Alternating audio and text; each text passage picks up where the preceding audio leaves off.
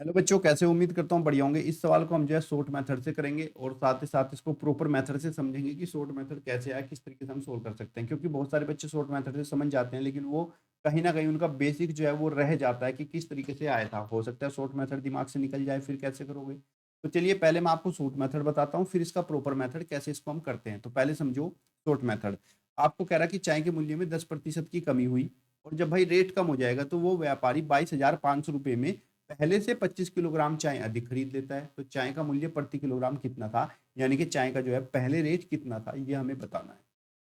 तो अगर हमें चाय का रेट पता करना हो, रुपीज पर केजी कितना रेट था चाय का, तो उसके लिए हमें क्या करना होगा, जो हमें पहले प्रतिशत दिया जाएगा, जितने प्रतिशत की कमी हो रही होगी, इसको डिवाइड करेंगे 100 माइनस यही प्रतिशत से। ठीक है।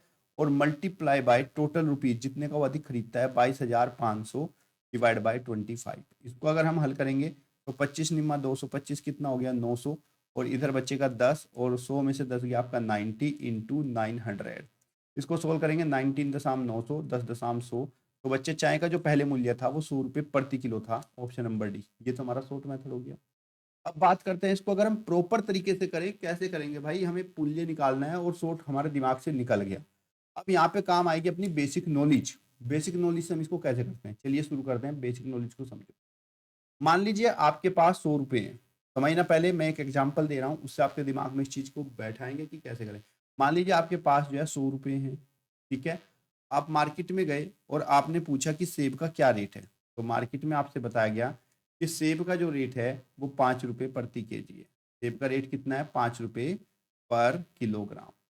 तो अगर सेब का रेट 5 रुपये पर केजी है तो आप कितना सेब खरीद के लाओगे? तो टोटल जो वजन होगा आपका सेब का, कैसे निकालते हैं भाई? टोटल वजन निकालने के लिए हमें क्या करते हैं, जितने रुपए हमारे पास हैं टोटल, जितने का हमें खरीदना है, और रेट पर केजी से उसको डिवाइड करते हैं।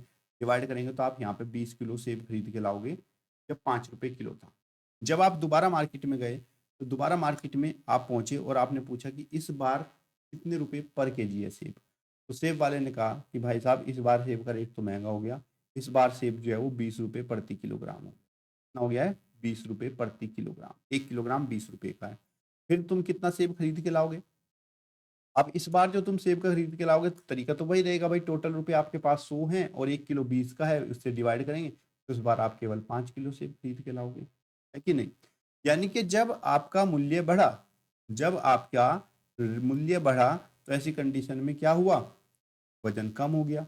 और जब मूल्य कम था तो वजन ज्यादा आ रहा था। तो आप इस तरीके से इसको समझ सकते हो कि जब सेब का मूल्य 20 रुपये प्रति किलो था, तब आप जो है सेब कितना खरीद के लाए थे, 5 किलो। अब सेब का जो मूल्य है जब वो 5 रुपए किलो था तो आप 20 किलो। तो आप इसको ऐसे बता सकते हो ना कि जब सेब के मूल्य में कमी हुई तो आप 100 रुपए में कितना अधिक खरीद के ला रहे हो, 15 किलोग्राम अधिक खरीद के लेके आ रहे हो।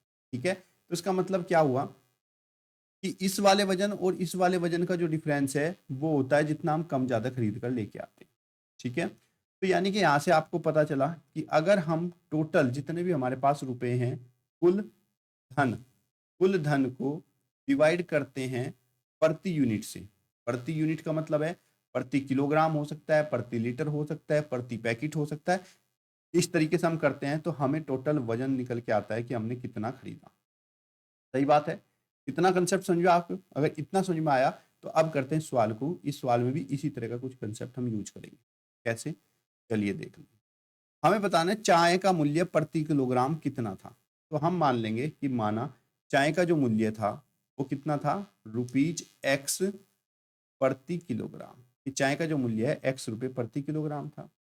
जब मूल्य में 10% की कमी हुई, तो भाई 10% की कमी होने पर, 10% की कमी होने पर नया मूल्य, अब हम अगर नया मूल्य निकालेंगे तो कितना आएगा, 10% की कमी होने पर नया मूल्य, यानी कि पुराना मूल्य एक्स था, एक्स में 10% की कमी हो गई, तो 10% की कमी मतलब एक्स का 90% रह गया। डिवाइड बाय 100 हल करेंगे तो कितना हो गया बच्चे, 9x/10 रुपीज। ये हमारा नया मूल्य आ गया। अब पहले देखो, जब रेट कम होगा, ये तो मूल्य में कमी हुई, तो जब रेट कम होगा तो माल अधिक आएगा। तो जब हमारा ₹X प्रति किलो था तो 22,500 में कितना खरीदी होगी उसने? तो भाई यहाँ पे हम वजन लिखेंगे, यानी कि चीनी का वजन, चीनी है ना, चाय, सॉरी, चाय की पत्ती का वजन। चाय का वजन कितना खरीदा, जब किस रेट से थी, x रुपए प्रति, तो वजन बराबर क्या होता है कुल मूल्य बटे में प्रति किलोग्राम का मूल्य, तो 22,500 डिवाइड बाय x करेंगे तो इतने किलोग्राम चीनी उसने खरीदी, चाय खरीदी सॉरी। उसके बाद मूल्य कम हो गया, अब मूल्य कितना रह गया 9/x, 9x/10 से, तो अब चाय का वजन कितना खरीदेगा, चाय का वजन किस रेट से 9x/10 के रेट से, तो रुपए तो उतने ही है 22,500 और डिवाइड बाय 9x/, जब हम डिवाइड करते हैं तो जो सबसे नीचे वाली संख्या होती है वो बच्चे सबसे ऊपर चली जाती है। इसको हमने किया 22,500 इंटू 10 डिवाइड बाई 9x। इसको अगर हम काट छाट कर रहे हैं तो कर लेते हैं, देखो कुछ कट रहा है तो काट दो, 9 से काट देंगे, 9 दूनी 18, 9 पंजे 45 और 0 0 देखिए 0।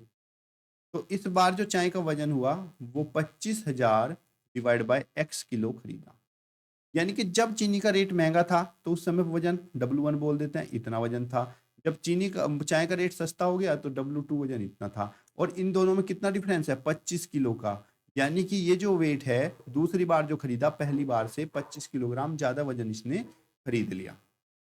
तो इसी के अनुसार बच्चे दूसरी बार उसने ज्यादा खरीदा, यानी कि दूसरे वेट में से अगर हम पहले वेट को माइनस करेंगे तो किसकी बराबर आना चाहिए 25 किलोग्राम के बराबर आना चाहिए। अब इसी के अनुसार हम इसको हल करेंगे तो ये कितना है बच्चे 22,500, 22,500 डिवाइड बाय x, ये हमारा W1 है, ठीक है, और इसको माइनस करना किस में से W2 में से, जो कि हमारा कितना है 25,000 डिवाइड बाय x और इजकल टू कितना है 25 किलो, दोनों वजन का अंतर। यहाँ से बच्चे एलसीएम तो सेम है, तो 25,000 में से 22,500 माइनस करेंगे तो आपका 0 0, 10 में से 5 गया आपका 5 बचा, और इधर 4, 4 में से 2 गया आपका 2, कितना बचा आपका बच्चों 2500 अपॉन में x, और इज इक्वल टू कितना है बच्चे 25 किलोग्राम। इसको हम क्रॉस मल्टीप्लाएंगे, इसको इधर इसको इधर, तो यहाँ पे x बराबर कितना हो जाएगा 2,500 डिवाइड बाई 25, 25 से हल करेंगे तो कितना आ जाएगा 25 से कम 2500, तो चाय का जो मूल्य था वो 100 रुपये प्रति किलो था। क्लियर बच्चे, तो अगर आपको इस मेथड से करना है तो इस मेथड से क्या करेंगे हम बच्चे, पहले चाय का x रुपये प्रति किलो मान लेंगे, जब हम इसको डिवाइड करेंगे तो हमें पता चल जाएगा जब x रुपये प्रति किलोग्राम था तो चाय कितने किलोग्राम खरीदी, जब चाय का रेट कम हुआ यानी कि 10% की कमी हुई, नया मूल्य आपका 9x/10 रुपये प्रति किलो हुआ, फिर हम इसी मूल्य को इसी टोटल कीमत को इससे डिवाइड करेंगे तो हमें W2 पता चल जाएगा कितनी की आए। अब जब भाई रेट कम हुआ तो चाय हमने ज्यादा खरीदी, कितनी ज्यादा खरीदी 25 किलोग्राम, यानी कि दूसरे वाले वेट में से W2 में से अगर हम W1 को माइनस करेंगे तो वो 25 किलो के बराबर आएगा। W2 हमारा आया 25,000/x और W1 आया था हमारा 22,500/x इज इक्वल टू 25। यहाँ से बच्चे एलसीएम तो समान है 22,500, 25,000 में 22,500 माइनस किया तो कितना बचा हमारा 2500 रुपये बचा। तिरछी गुणा करी तो तिरछी गुणा करने में x इधर चला गया, जो 25 था वो उसके डिवाइड में आया, 25 से कम 25, 100 रुपये प्रति किलो इसका वेट आ जाएगा। क्लियर बच्चों, मुझे बताओ ये क्वेश्चन आपको समझ में आया कि नहीं आया, क्योंकि बच्चे ऐसे ही क्वेश्चन तो पेपर में आ रहे हैं आजकल, लेकिन आपको इसका शॉर्ट मेथड और बेसिक मेथड दोनों ही समझ में आए होंगे, उम्मीद करता हूँ। अगर नहीं आया तो कमेंट बॉक्स में बता देना, कोई दिक्कत वाली बात नहीं है, वीडियो में फिर से बना के डाल दूंगा और ज़्यादा इफर्ट के साथ डालूंगा जिससे कि आप लोगों को समझ में आए, बस आपको समझ में आनी चाहिए चीज़ें। तब के लिए धन्यवाद, जय हिंद, जय भारत।